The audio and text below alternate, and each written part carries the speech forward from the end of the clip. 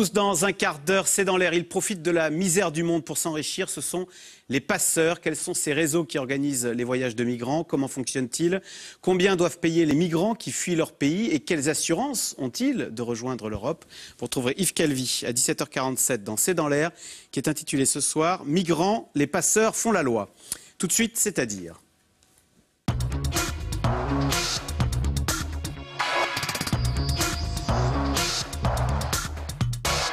Noël Mamère, bonsoir. Vous êtes député maire écologiste de Bègles et vous publiez « Changeons le système, pas le climat » chez Flammarion. Alors un mot d'abord sur votre ancien parti, Europe Écologie Les Verts, puisque la semaine dernière ça a fait grand bruit. François de Rugy et Jean-Vincent Placé ont quitté le parti qu'ils jugent sectaire. Vous-même, vous l'avez quitté il y a 2 ans et dans une interview au Monde, vous disiez de ce parti qu'il était prisonnier de ses calculs et de ses clans. Et juste après, vous parliez de Cécile Duflot qui tient le parti. C'est elle le problème d'Europe Écologie Les Verts? C'est le clan qui tient... Ce n'est pas Cécile Duflot qui est le problème d'Europe Écologie Les Verts. C'est Europe Écologie Les Verts qui n'a pas su saisir la chance qui lui était offerte en 2008 lorsque nous avons voulu le dépassement des Verts avec Europe Écologie. C'était une idée qu'avait proposée Danny Cohn-Bendit au lendemain de notre belle victoire aux européennes et aux régionales. C'était introduire de manière massive et tout à fait innovante dans la politique française la société civile à travers ce qu'on avait appelé la coopérative. Et c'est vrai que l'appareil des Verts, puisqu'il s'appelait Europe Écologie Les Verts, s'est acharné à tuer dans l'œuf cette belle espérance. Et aujourd'hui, si vous voulez, je suis assez consterné de voir que les mêmes qui se sont attachés à tuer ce qu'ils appellent aujourd'hui un astre mort, viennent se plaindre de ce qu'Europe Écologie Les Verts n'est devenu. Pour vous, Jean-Vincent Placé et François de Rugy, ils ont contribué à faire d'Europe Écologie Les Verts, non pas une coopérative, mais un astre mort? Si vous voulez, les personnes ne sont que la traduction d'une situation politique. Ouais. La réalité, c'est qu'Europe Écologie Les Verts n'a pas su regarder l'évolution de la société et s'adresser aux Français sur des thèmes qui sont les thèmes de l'écologie, c'est-à-dire expliquer que derrière le réchauffement climatique se dissimulent beaucoup d'autres problèmes. Je pense en particulier au problème des inégalités. C'est dans l'air tout à l'heure va être consacré à ce qu'on appelle les migrants, que je préfère appeler les réfugiés. Parmi ces réfugiés, il y a ceux qui sont victimes de l'exploitation des richesses de leur pays, qui aujourd'hui sont tenus par des dictateurs ou par des régimes autoritaires, mais qui sont aussi parmi ces migrants et parmi ces réfugiés, il y a aussi des réfugiés climatiques. Et donc je pense qu'il faut que l'on arrive à expliquer aux Français que l'écologie, elle a une vertu d'analyse globale de la société, de lutte contre les inégalités, mais à travers, effectivement, l'outil de l'écologie. Alors, on va revenir sur ces migrants dans un instant. Juste un dernier mot, parce que vous avez quitté ce parti il y a 2 ans. Qu'est-ce qu'on fait quand on a quitté le parti? Parce qu'on se retrouve tout seul, c'est quand même plus difficile de porter ses idées. Et la question sous-jacente, c'est est-ce que François de Rugy et Jean-Vincent Placé, à votre avis, ont quitté le parti parce qu'ils veulent entrer au gouvernement, ils veulent ce que vous appelez le plat de lentilles des écuelles du gouvernement? Alors je vais répondre à 2 parties de votre question. La première partie, non, je ne me sens pas seul. D'abord, j'appartiens toujours au groupe écologiste de l'Assemblée nationale qui, je le reconnais, est très divisé. Je m'implique beaucoup sur le terrain avec ceux qui me demandent de venir les soutenir et les aider, parce que je pense qu'il y a aujourd'hui un fossé entre le parti que nous représentons, qui ne représente plus grand-chose, et tous ceux qui, sur le terrain, c'est ce qu'on dit d'ailleurs dans le livre, travaillent à essayer de changer le monde, d'apporter leur part, comme dirait le... Tout le monde est un peu écolo, mais il n'y a pas de parti qui porte ses idées, quoi. Le parti, jusqu'à maintenant, les portait ses idées, mais il est aujourd'hui dans une sorte d'impasse. Pour répondre à la question que vous me posez sur nos 2 amis ou ex-amis, je pense qu'ils sont dans une sorte de compétition, c'est un choix personnel. Ils ont d'ailleurs annoncé la couleur. Depuis le départ de Pascal Canfin et Cécile Duflot du gouvernement, ils ont toujours dit qu'ils n'étaient pas d'accord et qu'ils souhaitaient que les écologistes restent au gouvernement. Vous en pensez quoi? C'est une bonne chose? Ils en tirent les conséquences. Ce serait bien qu'il y ait quand même l'un des 2, Jean-Vincent Placé ou François de Rugy, au gouvernement? Mais on ne passe pas d'accord avec des personnalités, ça s'appelle du débauchage. Ça a déjà été fait par Nicolas Sarkozy, même par François Mitterrand. On passe des accords politiques pour mener des politiques publiques.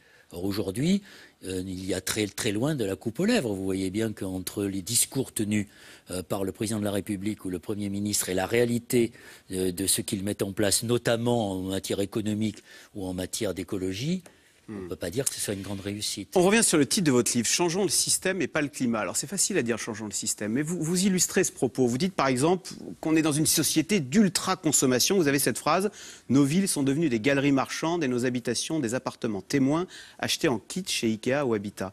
Cette phrase est belle, mais ça veut dire quoi derrière? Que vous êtes un Khmer vert, que vous nous dites il va falloir renoncer à la voiture, renoncer à l'avion, à l'huile de palme, au bœuf, non mais c'est ça, au steak rouge cuit au barbecue?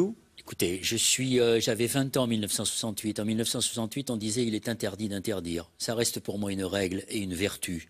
Si l'écologie veut changer le monde et contribuer à changer le monde, c'est-à-dire sortir de cette sorte d'addiction à la consommation, au gaspillage, à la voracité, notamment sur les énergies fossiles, il faut que ça se passe de manière démocratique. C'est-à-dire qu'il faut pas que ce soit imposé aux sociétés, mais il faut que nous, les écologistes et tous ceux qui sont conscients de ce que nous sommes dans une mutation qui risque d'être, si nous nous contentons de l'accompagner, mais si nous ne la régulons pas, qui risque d'être extrêmement grave pour nos enfants, c'est-à-dire les mettre dans une situation d'une planète quasiment invivable, mais il faut qu'on le fasse avec l'assentiment des sociétés. Mais la finalité, c'est quand même... culturel. La société, c'est quand même plus de gros 4x4 polluants, plus de viande rouge, plus d'huile de palme qui ravage les forêts d'Indonésie. C'est ça quand même votre finalité. C'est aussi ça, mais oui, il n'y a pas que les écologistes qui disent ça. Demandez aux paysans des pays du Sud qui aujourd'hui voient leurs terres spoliées par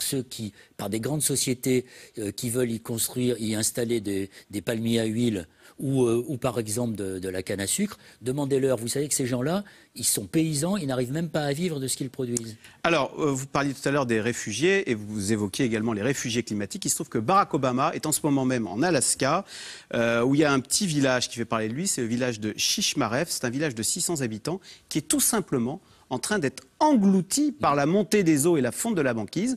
Et ces 600 habitants vont devoir quitter ce lieu qu'ils occupent depuis 4 siècles. Ils vont devoir être relogés. On peut véritablement parler de réfugiés climatiques. Je vais vous faire réagir. D'abord, on va écouter 2 habitants de ce petit village qui se trouve en Alaska, à côté du détroit de Bering, ce village de Shishmaref. Ma maison, elle était là, au niveau des pierres. Là où je marche, il y avait toute une série d'habitations dans l'alignement de cette maison en haut de la colline. Avant début novembre, la banquise faisait près d'1,5 mètre d'épaisseur. Il y avait de grandes congères de glace sur la côte. Et maintenant, les congères, elles ne sont plus aussi hautes et la couche de glace fait moins d'1 mètre d'épaisseur. Vous nous prédisez des millions de réfugiés et aucun mur, les murs ne serviront à rien. La preuve est faite que les murs ne servent à rien. Regardez ce qu'essaient de faire les Hongrois, ce qui est une honte pour l'Europe, une honte pour les valeurs. On les laisse tous passer, on laisse tous passer. Allez, hop. Il ne s'agit pas de les laisser tous passer, mais il s'agit de faire en sorte, d'abord, arrêtons de dire que l'Europe ne peut pas accueillir toute la misère du monde. Quand on regarde les chiffres ils sont clairs. À Bègle, les habitants disent « Monsieur ma mère, il faut accueillir plus de migrants dans le gymnase, il faut en mettre, etc. » Le problème n'est pas là. Le problème est déjà de vous dire que ce n'est pas en Europe qu'il y a le plus de réfugiés, mais le plus de réfugiés, c'est en Asie et en Afrique. Là où on est déjà victime d'injustice sociale, victime d'injustice environnementale, et là où la misère est la plus dure. Donc je ne dis pas qu'on peut accueillir tous les réfugiés, mais qu'au moins on mène des politiques qui permettent à ces gens qui fuient la terreur, qui fuient la misère, qui fuient la dictature, qui fuient les assassinats, de pouvoir vivre dans des conditions décentes. Donc plutôt que d'imposer à ces pays des ajustements économiques, essayons de leur imposer des ajustements démocratiques qui fassent que ces gens-là n'aient plus envie de partir pour fuir la misère ou la terreur. Sur la COP21, la grande conférence sur le climat... Je voudrais vous donner un commentaire sur ce que je viens de voir, puisque vous me parlez de la COP21, pour montrer conférence sur le climat, pour montrer quelle peut être l'hypocrisie des grands dirigeants de ce monde, et à commencer par Barack Obama, pour lequel nous sommes un certain nombre à avoir du respect. Monsieur Obama est allé en Alaska, c'est la raison pour laquelle vous avez montré ces images. C'est à l'occasion de sa visite pour nous expliquer que l'Arctique, c'est effectivement le révélateur de l'ampleur du réchauffement climatique, puisqu'il s'est multiplié par 2 ou 3 les effets du réchauffement climatique dans cette partie du monde. Sauf que M. Obama, il y a à peine 8 jours de cela, il a autorisé la société Shell à envoyer une plateforme d'extraction d'hydrocarbures, c'est-à-dire de pétrole, en Arctique. Tout le monde sait que si que l'Arctique, qui est aujourd'hui victime du réchauffement, a des réserves très importantes de gaz et de pétrole, mais la question elle est de savoir, encore une fois, quand l'homme est passé de l'âge de pierre à l'âge de fer, est-ce qu'il manquait de pierre? Réponse non. Il est entré dans une autre logique. Donc il faut qu'on sorte des sociétés carbonées pour entrer dans des sociétés qui soient plus économes en énergie. Et c'est pourquoi il faut changer le système, pas le climat. C'est le titre de votre livre. Merci beaucoup, Noël Mamère. Restez avec nous tout de suite, Yves Calvi, qui s'intéresse au réseau de passeurs. Qui sont-ils? Comment fonctionnent-ils? C'est dans l'air est intitulé ce soir. Migrants, les passeurs font la loi.